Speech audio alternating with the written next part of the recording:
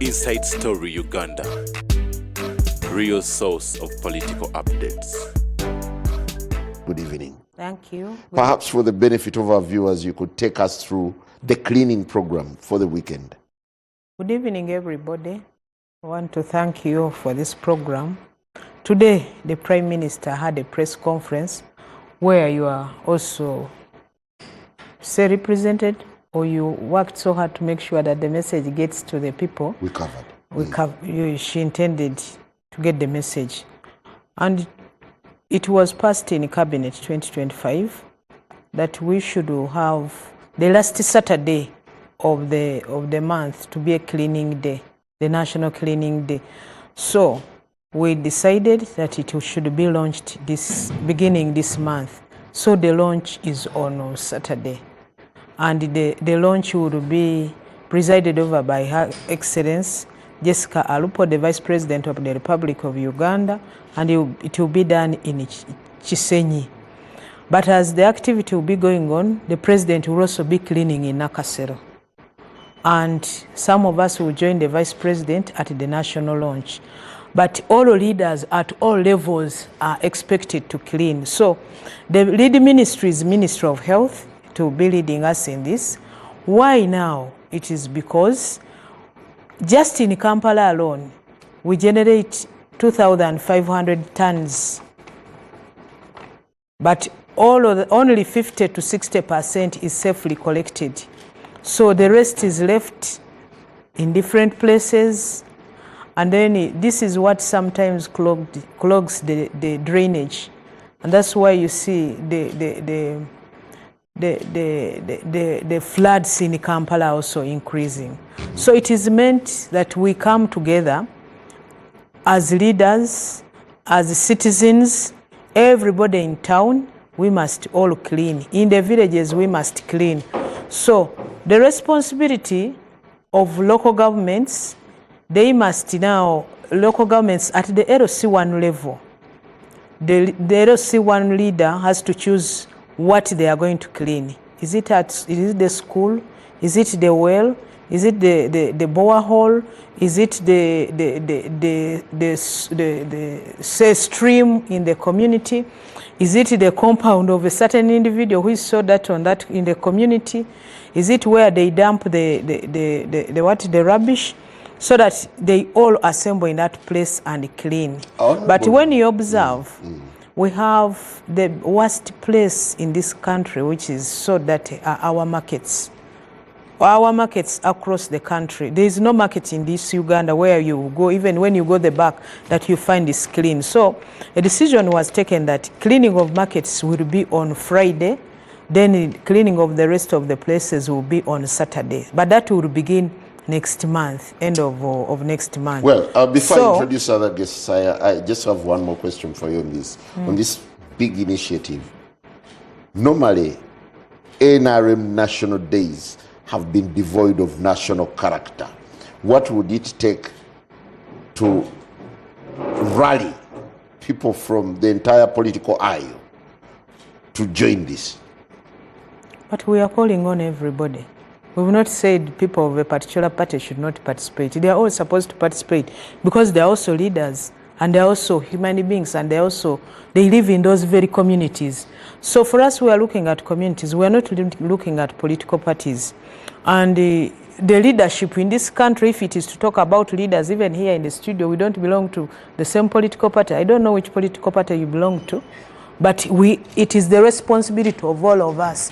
Issues to do with the sanitation, issues to do with the managing our environment concern all of us. Well, so, and even when it comes to diseases, why are we cleaning? It's because statistics now show that most of the diseases that are affecting people, typhoid, malaria, these can be avoided if we clean the environment, if we keep sanitation as a priority in our lives. And it's not only people of one particular party that are affected.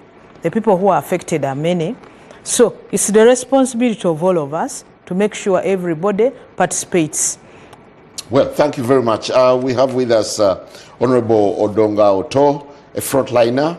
We have Honorable Paul Muliro, the Chief Whip of the opposition in Parliament, and we also have Mr. Job Kija, a member of the civil society, one of the activists from the civil society. Well, the topic tonight is more about the fight against corruption. Perhaps I should start with Honorable Muliro. Of course, the limelight has been on NUP as you celebrated 6 years, the 6-year journey. I could give you a minute to highlight a bit on it and what it means to the struggle. Well, thank you, Jara, and the viewers and listeners. The 6 years was just about taking stock. Like you know, in the 6 years, our president is in exile. He's not in Uganda.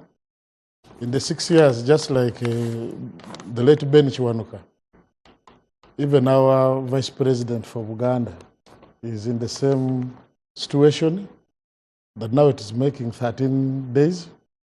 We don't know his whereabouts. The police came and only said that for us we ended up intercepting him. Where he went, actually, we don't know. In the 6 years, we have many of our supporters who have been actually, like Chibarama, who was abducted by the state and has never seen the light of the day. So no cause for celebration. It was somber. I said, I was using English, I said that we were taking stock. There were challenges to the extent that the human rights situation, in as far as National Unity Platform is concerned, we have had a turbulent times on that direction. On the other, of course, we have made some strides in terms of infrastructure as an organization, but that's not important. The major is that actually we are political actors. The space has shrinked to the extent that we had actually to tell our members that challenges are part of life, that people need to continue speaking the truth to power and pushing back. Of course, I know to you when we say that, for instance, they were political prisoners, whom you know, but actually I incarcerated the likes of Alex Mufumbiro, the Achireo Chivumbi, the Eddie Mutwez. Many are there to the extent that the ghost of Expertmat of actually haunted the judiciary again. To the extent that actually they were extending granting of a writ of habeas corpus, saying, please first wait. They're waiting to hear what I think the state says. So that situation, as it obtains, it does not only happen, it does not occur to National Unity Platform. We also sympathize with other sister parties like the PFF. We know Dr. Besija and Obedu Tale are in prison. We know now my brother, Honorable Semuju, for fear of his life. You know what, when I was coming here, someone saw the post. Then he told me that, do you know where Bazuba Taringaya is? Do you know where this body was buried? Do you know where Edward Kakongi? Do you know where Ben Chiwanuka is? But you are going there, but please make sure you don't annoy the system. Meaning that the fear has actually engulfed with everybody. And these are very senior members actually in society. So the 6 years was about taking stock and reminding our people that there is a book which my brother one time gave me to read. It was saying, kill fear before fear kills you. You remember that? Meaning that the entire country is engulfed with fear. From the professional angle, that's why many professionals become professional collaborators now. That otherwise, they don't occupy their space. For instance, when we talk about human rights, the framers of the Constitution dedicated the whole chapter 4 on human rights. When you read our Constitution, it has a preamble, and it reminds us of our history, which was characterized by tyranny, turbulence, all those type of things. But now, the Constitution creates a duty on all of us to ensure that there is enjoyment of rights. But when a right is violated, people say, but Honorable Otto, you go slow. You can easily end up where Mwanga Chivumbi is. So ask now, where is Mwanga Chivumbi? Actually, I can make we have been in Parliament raising these matters.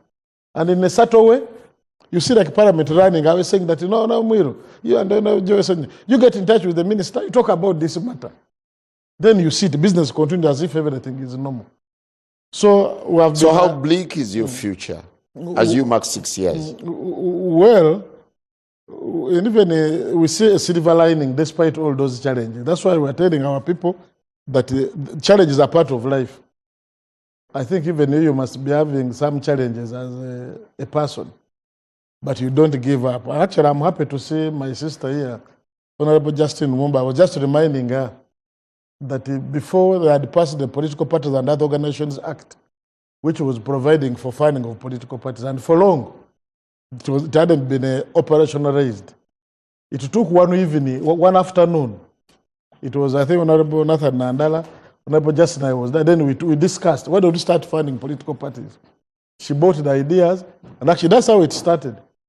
So, but the fear which was within the system, I think before our predecessors, they even fearing sure that political parties are funded. Of course, you know for a fact that in these 6 years, National Unity Platform, actually, mass nations were conducted through Parliament, and they denied National Unity Platform funding like any other political party under the assumption, I think maybe that was in line with the President's statement, that NUP njakujimarao.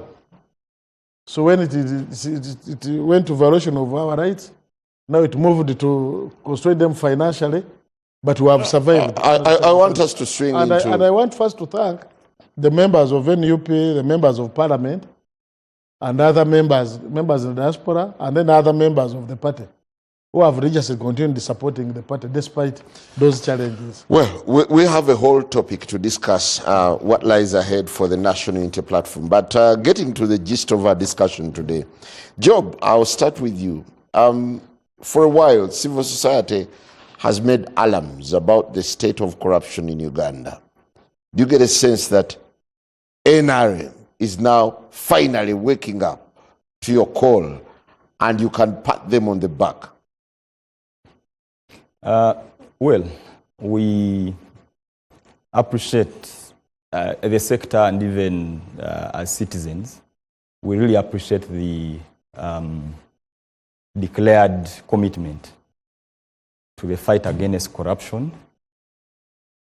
The challenge is that it's quite rhetorical, because every time President Museveni swears in, he commits zero tolerance to corruption.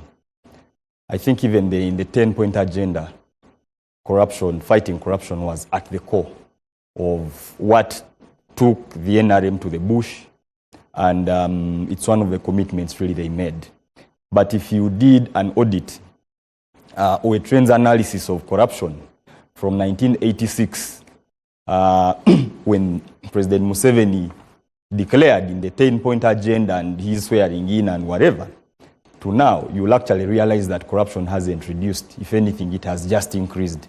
So the question is, why is it that they then keeps committing zero tolerance to corruption, but it continues growing? And also, the other thing is that as he commits zero tolerance, he then also contradicts himself.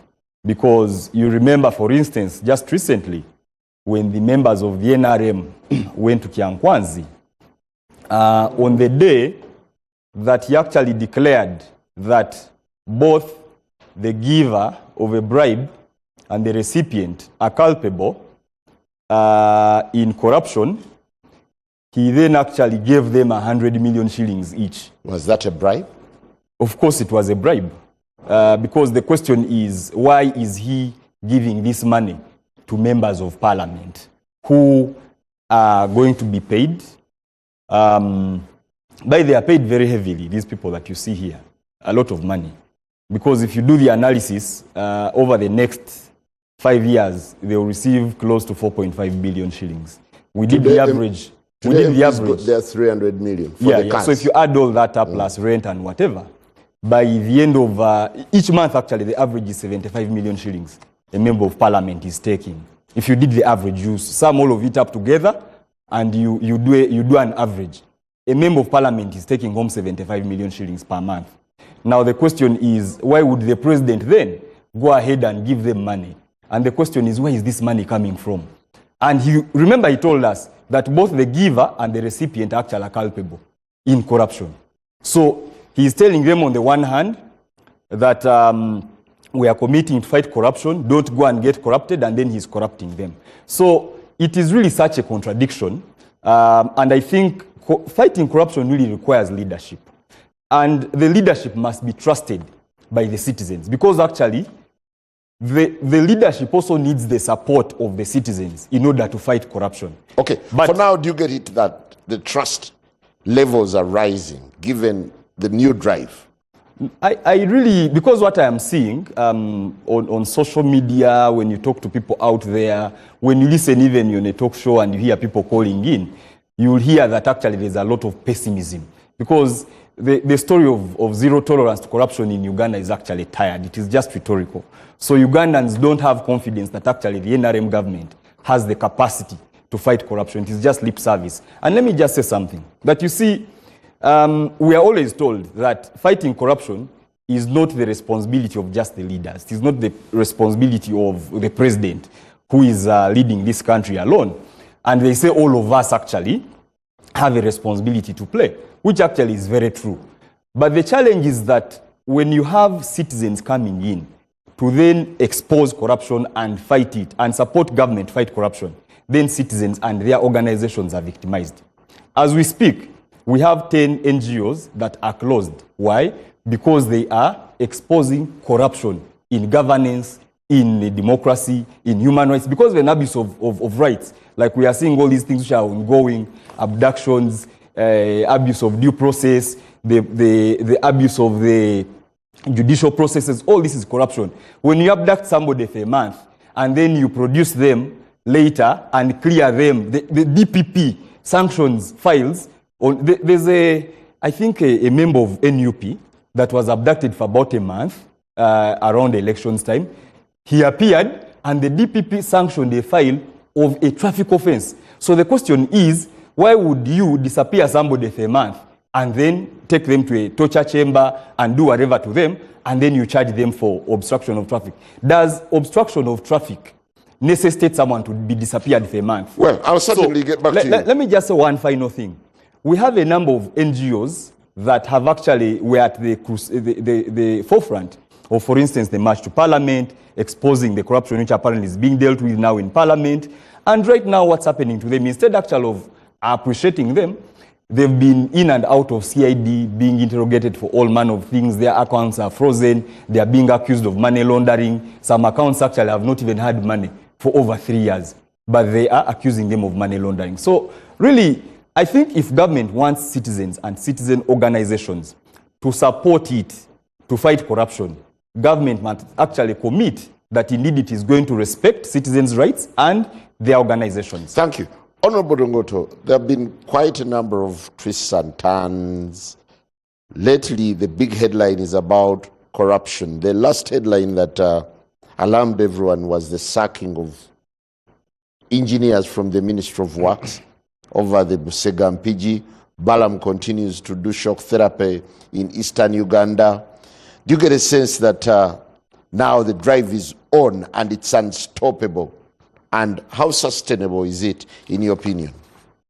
You see, those of us who have been in Uganda politics for a while, we know there are 3 levels of corruption. There is this one of looking for the chicken thief.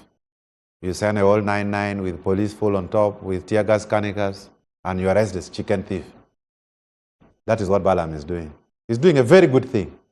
You cannot abuse anyone who is chasing a chicken thief.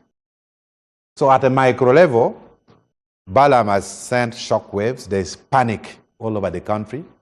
I even tweeted that those who produced the Oxford English Dictionary should consider bringing a new concept called Balam effect. On chicken thieves? No, there's general panic. All the civil servants are even talking in bars. Some are even looking at me now that, this Balam may come. So, is arresting the micro thieves, maybe macro. But as a politician who has been in opposition for long, there are certain questions we should answer. President Amin left 17 properties. for Uganda government in London. How comes there are only 2? There is the residence of the ambassador and the one at the Trafalgar Square. Who sold the other 15? Isn't that corruption? Uganda Dairy Corporation with branches all over Uganda was sold for $1. Isn't that corruption? Bank of Uganda with all the branches, BOU building, that you now call Cham Towers, was sold, and the annex, UCB, the annex was sold on Christmas Day. It was a gift actually on Christmas Day, the main building. So Atiak Sugar, you have given Atiak Sugar in the north 700 billion shillings. We don't even have 1 spoon of sugar. Presidential Banana Initiative in Mbarara. This year we are giving them 15 billion shillings to improve the varieties of bananas. By now we expected to see bananas in sackets, not being brought in lorries. All those Lubawa Hospital, we have put 1.4 trillion shillings of taxpayers' money. The whole Committee of Parliament, Honorable Miru, Parliament did not advise that government should inject money in Lubawa Hospital. I'm glad it is picking up, but 1.4 trillion shillings. So this corruption initiative is just what my late father used to tell me, that it is a bad eyes law. You know, it's a cobweb law. When you put a cobweb, it is only the flies that will get stuck. But the birds will just come and pass through. So Lumumba Justin near me here, my good friend, you are not scared of Balaam. You are in a different league. They are in a different league. It is the people down there who are saying Balaam may be coming. None of the ministers is scared of Balaam. Oh, someone has used a bridge for 1.5 billion. It's okay. But what about the corruption at a ministerial level? What about the corruption at a governmental level? What about the properties of Uganda government that we know the buyer is the seller? Miru, you know these things. There is a whole committee of parliament chaired by Honorable Okumurigan that tried to find out who are the shareholders of Uganda Property Holdings Limited. Uganda Property Holdings Limited is a company that manages all our properties abroad. In UK, in Netherlands, I even went to the other one in Belgium, in Nigeria, Transocean Land, in Tanzania, in Dar es Salaam, in Mombasa. They have sold most of our properties, and a whole committee of parliament even failed to find out who the shareholders of Uganda Property Holdings Limited are. A whole committee of parliament. Okay. Not even that. Do you celebrate Government, the microcosm? even government now is paying rent in its own building to Uganda Property Holdings Limited. The building belongs to government, but the government is still paying rent in their own building. So you go and kill those people constructing bridges in Pade, put them on fiery squad, but the thieves have lead vehicles. This is where the battle is. The thieves, they even clear a way for thieves. They are the thieves in this government. And we are not going to be scared. Honorable Lumumba, you get a sense that the public perception is that the fight is more of a facade and it's targeting the small fish. That is their opinion, not the public. They constitute part of the public. But what I can say about this is that nobody is above the law, with the exception of the president when he's in leadership. That is so clear in the Constitution. And my colleagues who are talking here, the beauty of it is that they have also ever held responsibility, where they were given responsibility, facilitated by taxpayers, being paid tax salaries to fight corruption, to be part of the systems to fight corruption. Because when we look at it is Parliament that approves the budget, and it's the responsibility of Parliament to oversee the work that is implemented by the executive. And in that, the structures that have been put in place for them to be able to do their work is that they have committees allocated. Different ministries report to different committees of Parliament. And accountability committees in Parliament are chaired by the opposition. Yeah. So they are chaired by the opposition. And even when they've made their report on the floor of Parliament, they give a time to the committee, to the executive, to come back and report back on the resolutions that have been passed. And if it has ever happened, it was happening in last term, beginning last term. And that has been happening. If they're not satisfied with the responses from the executive, then they have, it also stipulates how they can still bring out this. That's one. Two, Parliament, where the opposition also has leadership, we have the Office of the Auditor General that audits the whole of Parliament. Why did I put it as an Office of Parliament?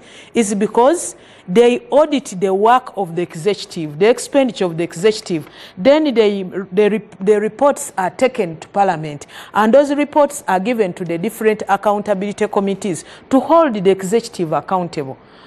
They, as the opposition, committees which they chair, they've not. It is them to come and hold us accountable for as executive. It is so.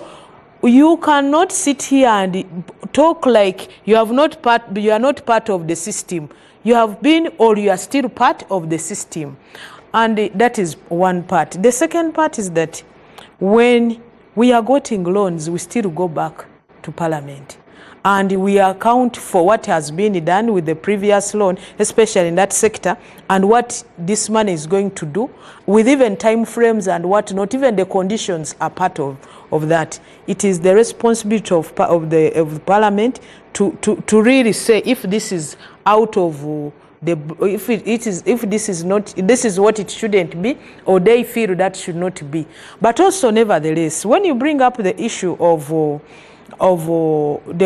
the engineers who were suspended just recently, who brought out this? It was brought out by the Minister of Works himself. In the first cabinet, the president told him, come and explain to me what you have been telling me about corruption in the sector. And he explained. And before they came, the president had been meeting those engineers and the president. And after that, what happened is what you have explained. But how did this come? And that's why you see some of the things have changed. Like when we brought the issue of the issues of emerging these agencies back to what? To the ministries, rationalization. Some of the agencies had grown wings and they had become goddesses in their own style, or gods. You find an agency under a ministry, and they had forgotten that the minister is the supervisor and the PS is the technical supervisor, and they had become so many, and they were making mistakes without anybody checking. An agency would leave and got finance, and finance takes a decision even to fund them without consulting the minister or the PS. So rationalization also came up to solve such problems. Let me give an example. You see the road of the Busega Road, the Kampala-Busega Road that they talk about. It started at around 580 billion. We were supposed now to compensate people along the way to expand that road. Then the technical people came up and said, you know, when we take it to the, when we now work on the main road and expand, it will require us more 280 billion for us to compensate people. Then they said, no, let's now change. And they were doing this as technical people without even reporting to the head of the institution. I mean, the head of the sector, the head of the ministry. Then they said, let's divert and pass this side. And then the technical people went and bought land along that side where they were diverting the road. When they got there, they said, now, it seems this way, it's very expensive. Themselves, let's pass this side. When they took it on the side of now where there is even a swamp, they even went and bought land and put up a factory so that the road comes to pass in the factory, and then the factory owner was the one to decide how much should be compensated. So when the government valuer now tried to, did his work, rejected the value attached to the property by the government valuer. I'm going to wait. Yes. I'm explaining because it was government that discovered it. So now, what was supposed to be the 580 billion road came to 1.2 trillion. And I'm happy when I saw today in Parliament the Committee of Physical Infrastructure taking on the Ministry of the Ministry of Works on this. These are the things, these efforts to fight corruption is in all sides. It's not only that it has to be government side. Opposition has the responsibility, the public has the responsibility to fight. When Honorable Otto talks about going for chicken thieves because he's looking at local governments, remember most of the programs are implemented in local governments. It's in local governments where we domicile all of these projects. Yeah, but Honorable Lumumba, I find it quite weird that engineers had the latitude to do all they were doing without the supervision, without the intelligence of the state, who lowered the guard in this case. And besides, you seem to be doing a lot of chest thumping that it's government that is waking up to this. Do you realize that for a while, civil society has been exposing all these flaws, and as a reward, you've been arresting and humiliating them?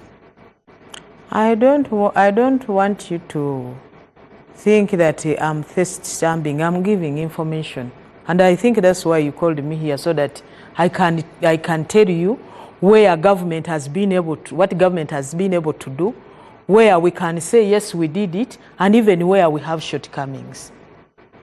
I thought that is why I'm here. So if I'm explaining, I've explained one, but if you give me time, I can even explain more. So let me give you, so when Honorable Otto talks of going for local government is like going for chicken thieves, that's where the implementation of government programs are going on. All of that they were checking. What you have seen the Minister of Local Government doing and the Minister of State doing is not only for projects that have been implemented by local government. Some of the projects have been implemented by central government. Yeah, they would come back and write a report. Look at which report they would have to decipher. This project we saw was good under your sector, ICT, as a minister. This one was not done well. You as a minister take it up. And also secondly, before these people move there, what you are calling intelligence, there is already information about those projects. Because now you don't, why does he pass others and go for others? It's because they have information that this project, this and this happened. This didn't go on well. This school, they are ghost children. This school, they are ghost teachers. This school, they are ghost this. So he's going, and that's why when they are moving, by the way, if you are not aware, they are moving with people from those, the State House Anti-Corruption. They are moving with some people from the IGG's office. They are moving people with people from CID. But some of the information they have, some of them they don't have. It is not, there is no need for more approval. When the president was taking oath on the 12th of May, taking oath, he gave 2 directives, clear, which everybody is supposed to take on. One was no sleep, Chisanja no sleep. So that means we must maximize time. And when you look at our National Development Plan 4, we have from 50 to 500 billion US dollars. It means that whatever we are doing, we have to multiply times 10, tenfold.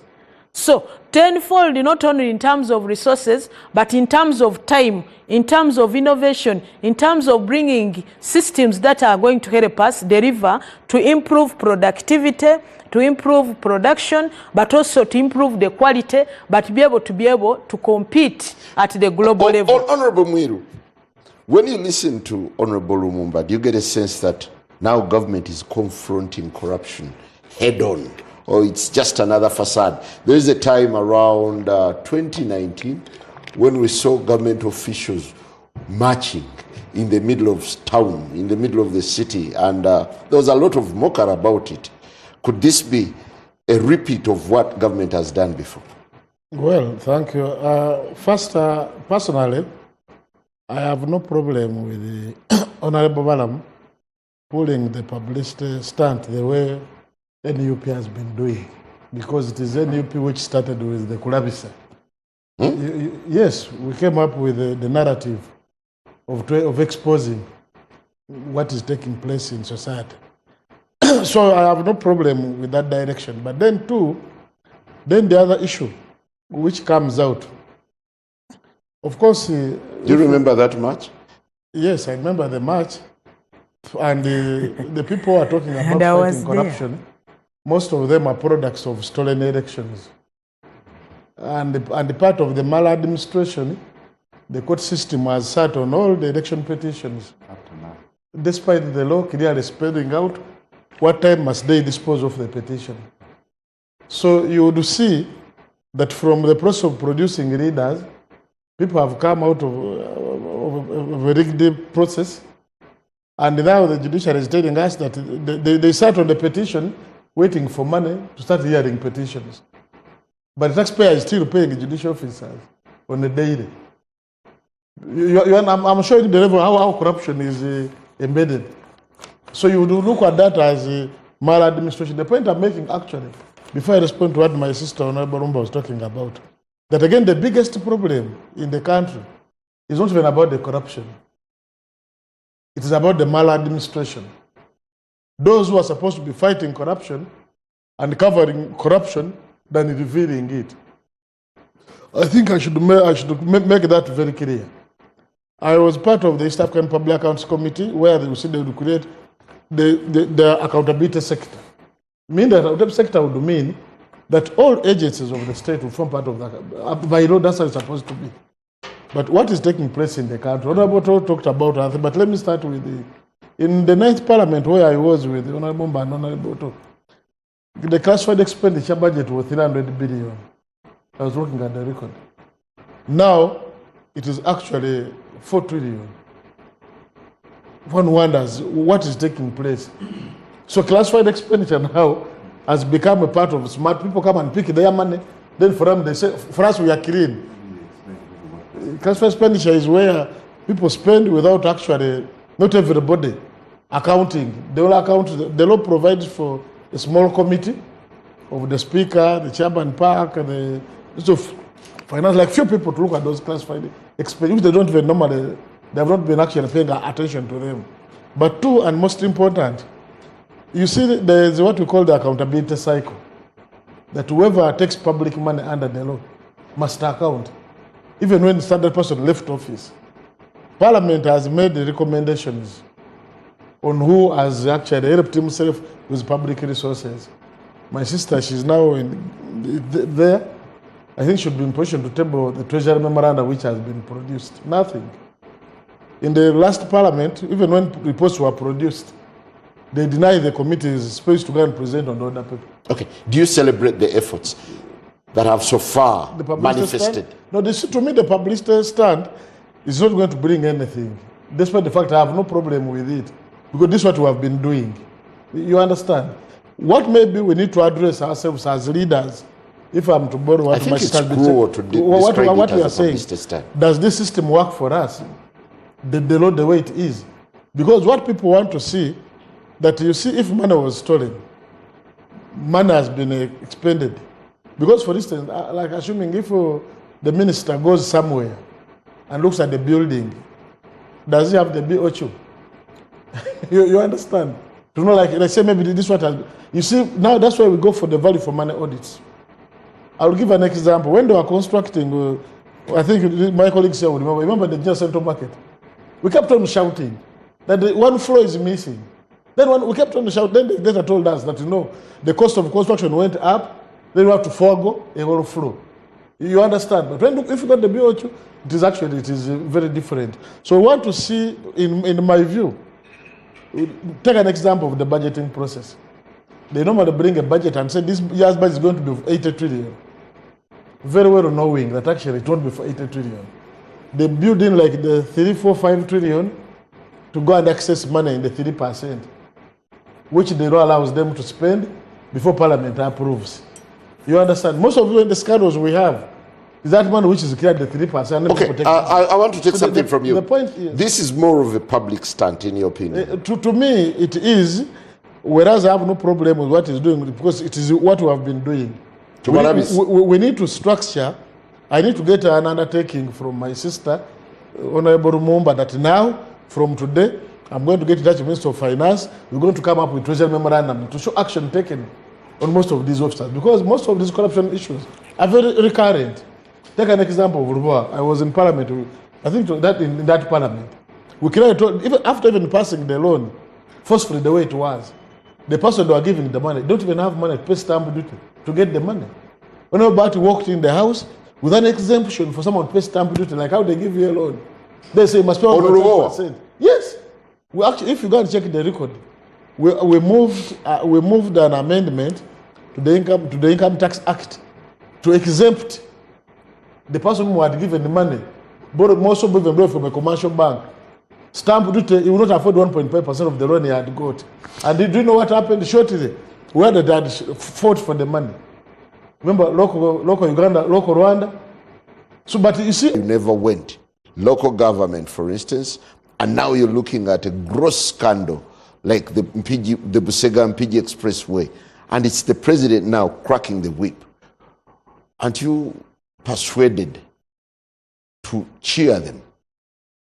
Actually, listening to the narration by Honorable Lumumba about that MPG Expressway saga, and of course I've also been following it quite closely in the media, I get a bit worried that government business can be conducted in such a manner. And you see, this really, it's not unique to that, because to that particular case, that you can grow a budget from 580 billion, she said, to more than twice. And the president has a robust intelligence apparatus, and he's not able to detect this.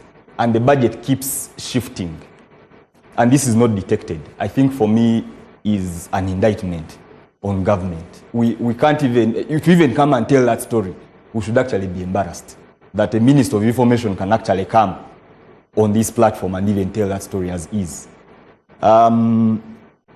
This is not unique to that, because you know the budget these days is rewritten through supplementary budgets. And you can just get this incident and import it to Parliament and see how supplementaries have been passed.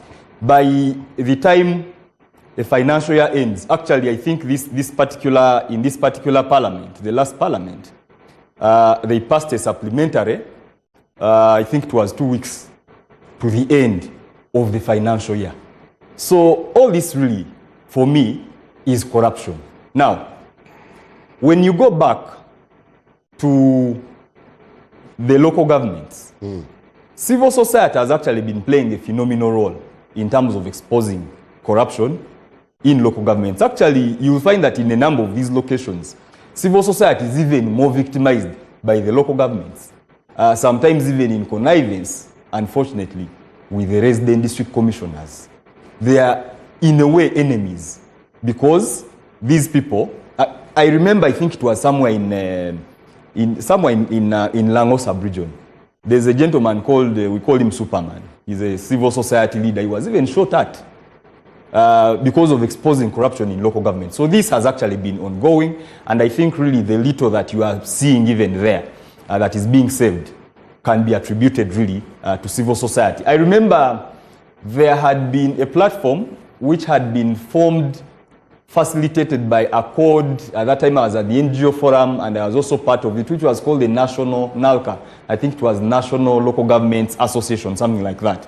And the idea of that association, it was bringing together local government officials, the political leaders, to really deliberate on how they can fight against corruption. So this has actually been happening. But you see, I think also what we need to really address ourselves to is what exactly is going on in the local governments. Is that where the real corruption is happening?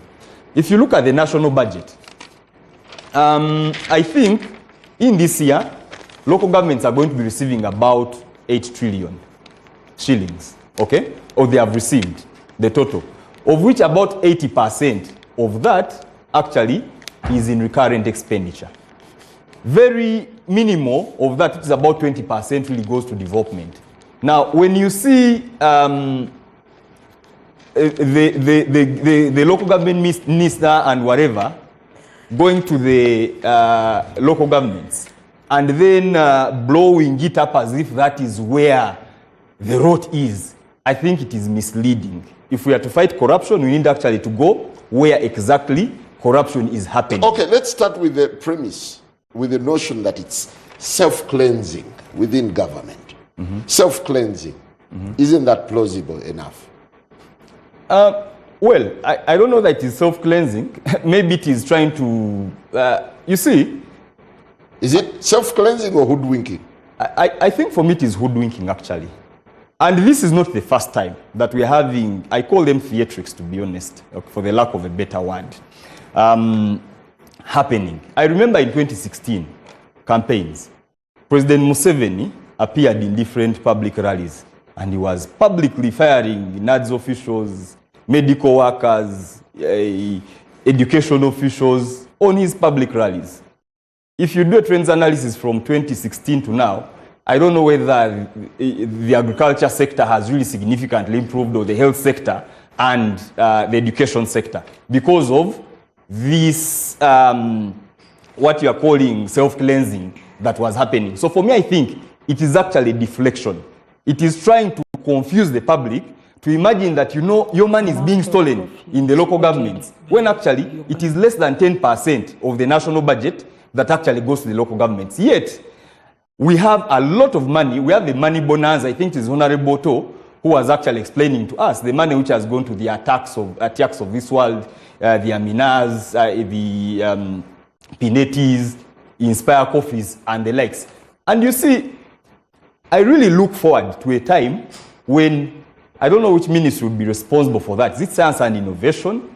Whereby we set up a proper mechanism through which a citizen can actually pitch, okay, with an idea, and then it is cleared through a formal process and they get money. Because the question is, why is it that there are selected individuals that are being favored and they are receiving this money just out of a directive, a presidential directive, and yet other citizens are not given the same opportunity? So the question is, are these really the most outstanding citizens that are worthy of receiving these monies that the Honorable Otto is talking about, that there are no other brilliant ideas that could potentially compete with these ideas and also be funded and benefit from government money in terms of promoting the innovations? Thank you. Honorable Lumumba.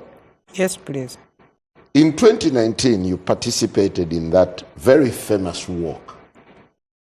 Yes. What was the outcome? One, within the government, we improved the law. Because during that discussion, we realized that we needed to improve the law to do with the corruption. And we've gone on improving. And that is also when the decision was taken to bring in, apart from having the law on paper and practicing it, to bring in technology that helps to solve the issue of corruption or mitigate. That's when I remember the issue of IFMIS came in, and at that time when IFMIS was brought in, the issues to do with the financing using the IFMIS system, at that time the anti-corruption agencies didn't have access to that system. But as time went on, we realized that the agencies should have access to that system. Let me give an example. The IGG should be able to trace the money, how the permanent secretary of ICT has paid an innovator, and what has the innovator done. Even CID should have access.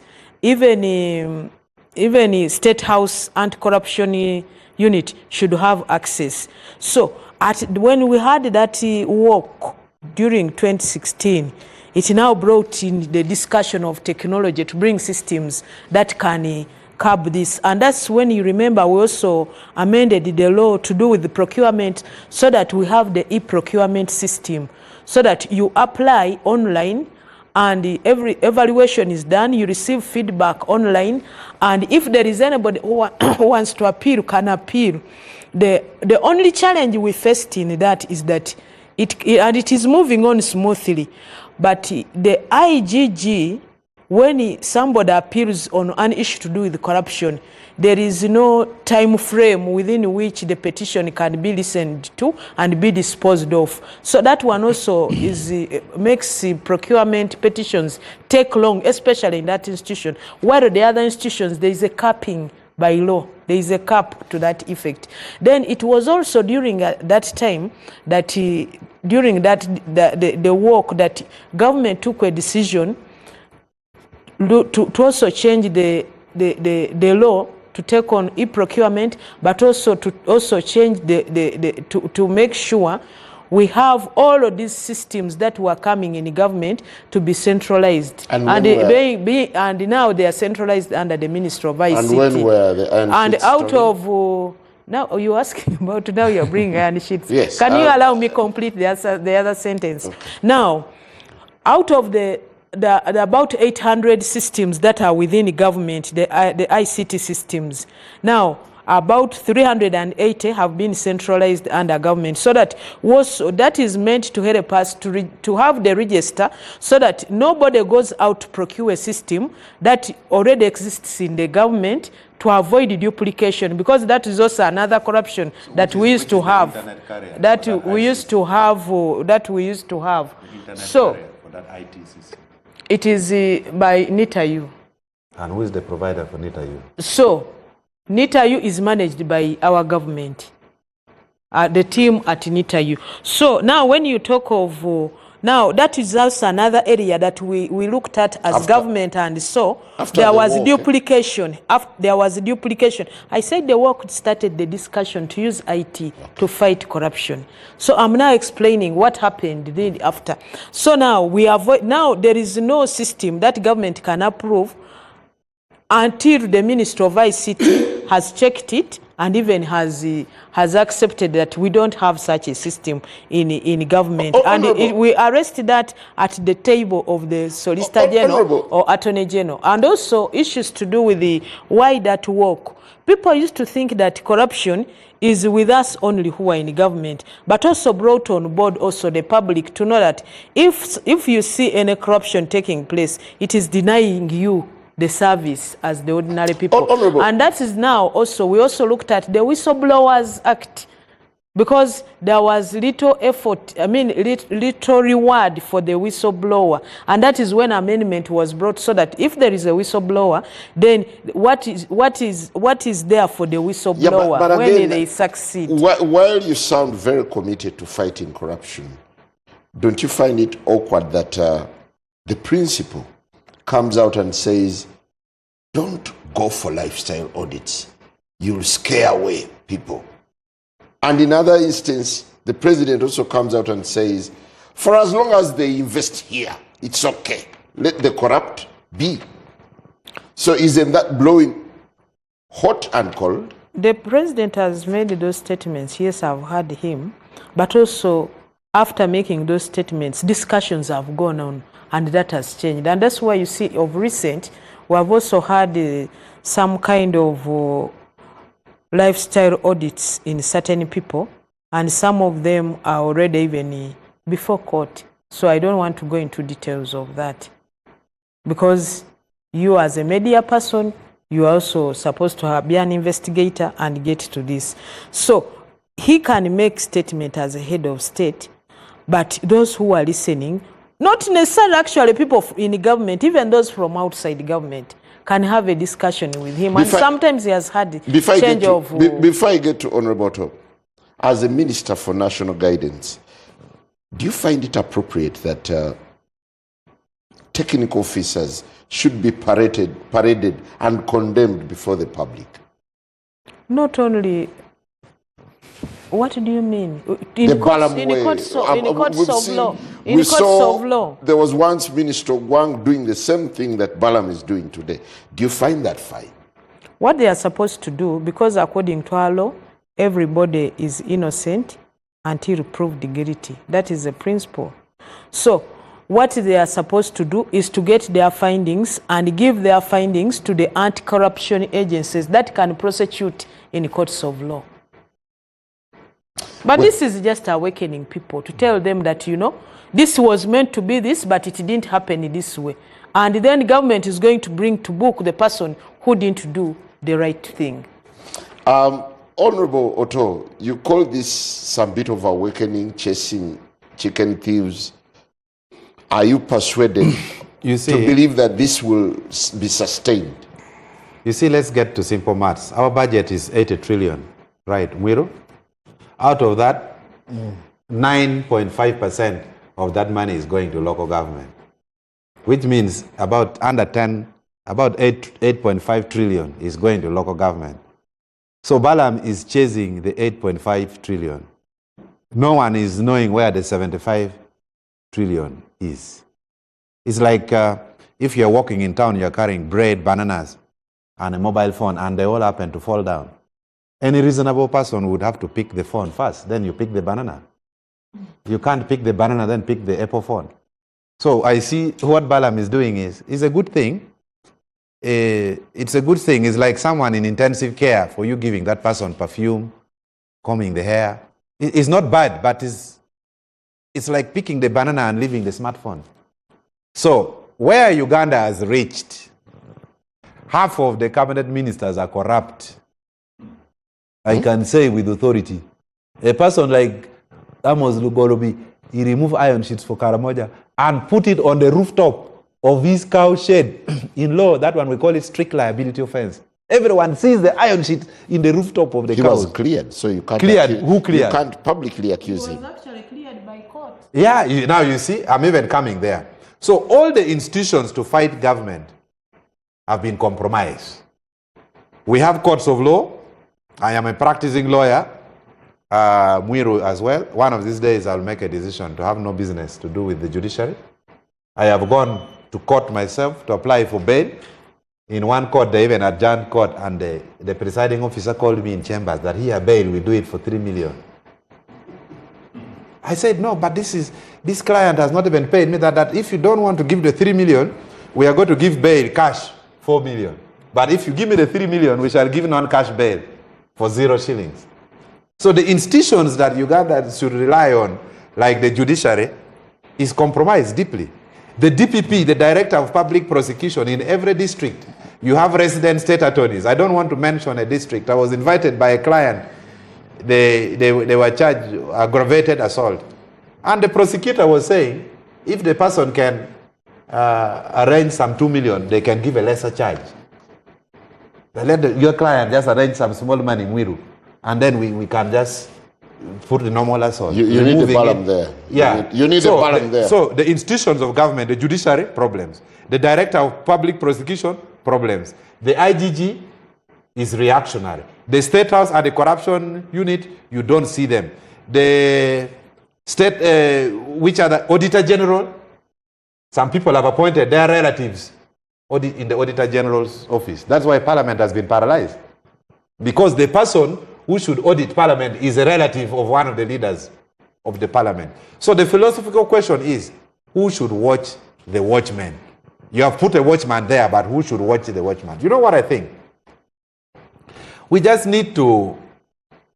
Capitalism will kill this society. There are certain goods that should be in the hands of the state. Education, health, religion, security. If you have traveled to different parts of the world, in the United Kingdom, US, the government cannot allow health to be run by private sector. Education, religion. Now, a traffic officer is asking for a bribe because the government does not provide for him. The child falls sick, he needs to go to Nakasero. Education, they need to pay his school fees expensively. School fees per term is 1 million. The salary per month is 600,000. How don't you expect that officer to be bribed, to be corrupt? So for me, I think we need to restructure the thinking of government, that we bring back education in the hands of the state. We should have proper government schools. I want Honorable Lumumba's children, just like mine, to go and study in Upola Chien Primary. So the private sector is out competing the government institutions, yet not everyone can afford. Nakasero Hospital, most of the key government officials are dying in Nakasero Hospital. They are being referred from the National Referral Hospital, Mulago, and they pass away in Nakasero. Just go and look at the mortuary book. People who have died, senior government leaders. So the private sector is doing better than the government sector. So other than government providing for me roads and police station, what does government give me? Okay. So the point I'm saying is, civil servants are most likely going to be corrupt if the state does not protect them, does not provide good housing, good education, good health care. And one of the suggestions, other than lamenting, I think at the local government level, we should stop, Honorable Minister, this is a recommendation, should tell the president. The other time I called the switchboard and they said they would call me back and no one called me back. I wanted to tell them corruption in another sector. The moment we recruit civil servants at local government level, we should stop the District Service Commission from recruiting people. The recruitment should be done by the Minister of Service, Public Service. Because the local government now is recruiting relative friends and in-laws. So decentralization is failing. If you have 5 million, they give you a job. You have a cow, they give you a job. So we need to centralize recruitment of all local government workers so that the Ministry of Public Service recruits them and then the deployment is subsequent. I want to get to Honorable Muliro. Yeah. A specific case now that is headlining is about the Busega-Mpigi Expressway. Engineers have been sacked. I believe you've taken keen interest in the proceedings in Parliament. The expose, how they're exposing the road, and how Biamukama, the minister now, is taking the flowers. Do you think it's getting to the heart of the problem? Well, to start with, you know what we also need to distinguish clearly, that now there is the ministry after the nationalization, but UNRWA was a standalone. It was a vote, and it would actually account. They would even pay. Maybe what we need actually to understand that was a road which had designs for which we even were borrowing. Maybe the question would put to all of us, what were we borrowing for? Where was the other money supposed to come from? Because we started on the project. And we all know that once a contractor assembles and goes on site, once you hand off a site, even if it's not working, it charges you. Because you even realize that some of the costs, it was because the contractor had been handed over the site, he was on the site, then they had to do change of designs, so he would wait and FEMI is paid, because it's within the contract. Then even this variation of prices, the question would be, how would they arise? And how are they being approved? Actually, as they were moving on.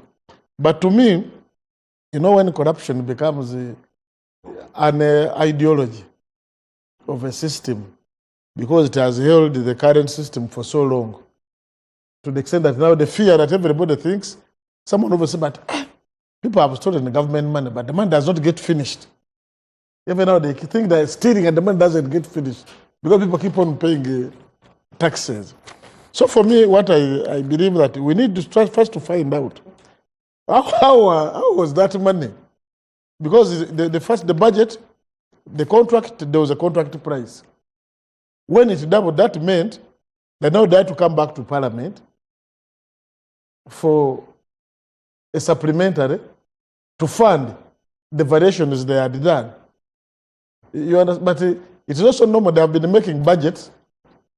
Then they said they gave, let's say, 50 billion to an entity. Then they come with supplementary of 50. And I said, supplementary is like a nyongeza, isn't it? It can't be like the main course, the main meal. But it should have been doing these things, and we've been seeing them happen. So at the end of the day, as Honorable Justin said, supplementary is supposed to be for unforeseen. That's what it's supposed to be. That's what we're supposed to have the contingency fund.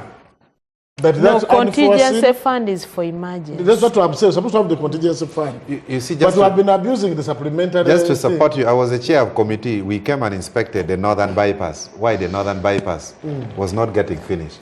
And a white man, a Frenchman, called me aside as the chair and said, you see, I've been instructed by these engineers not to proceed. And we established as a committee of parliament that the budget of the northern bypass increased by 200%. So after the project starts, these engineers write a report, the ground has changed, they ask for more money. So it is just an eating spree. Actually, the other issue which we need to address now critically is the consultant on the road. Because for anybody to be paid, they pay based on the certificates. You like someone was telling me, you know, people have been complaining about our building at Parliament. That you see the building is not earning, where is the problem? So someone was whispering to me, staff, that you know what? This contractor, the one who they gave the contract, so they're just rewarding his father.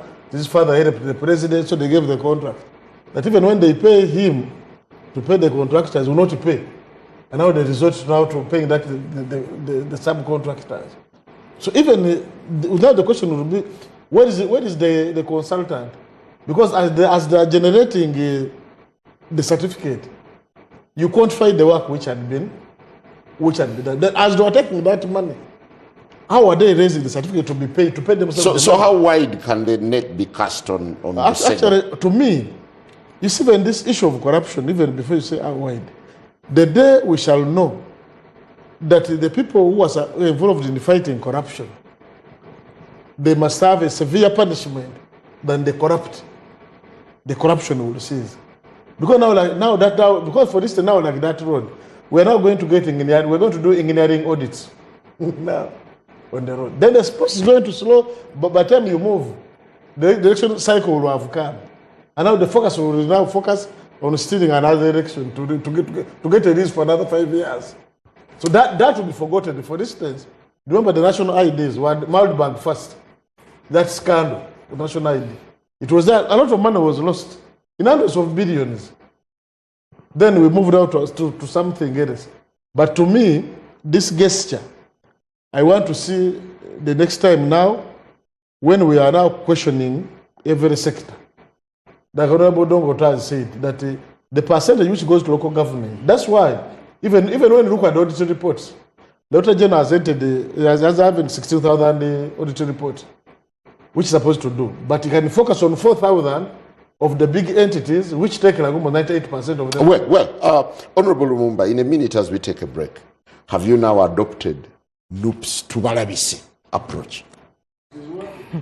The president told us very clearly, no corruption and no sleeping. He's always said it. So, but you are concentrating on Honorable Balamu and Honorable Namere. Their sector is local government. They've gone for local governments. Those who are in charge of central government should also come and audit and take us on as central government. For me as a minister for ICT, what I want to say is that I've already told you that all of the systems, the 800 systems within government, we have registered, we are registering them. So far we have registered 380 to bring all of them in us. So every ministry is supposed to do this. And the one who is supposed to bring out the whip is the Prime Minister to us in central government as chief coordinator of government, but also as the Prime Minister's office is supposed to do the monitoring and evaluation of both local, the whole of government. So Prime Minister also should bring out the whip to us ministers in terms of central government work done by central government. So we are supposed to account in terms of resources, in terms of time, and even how we have been able to find solutions to the challenges in this country. Besides, so we are not taking on NUP because the president did that.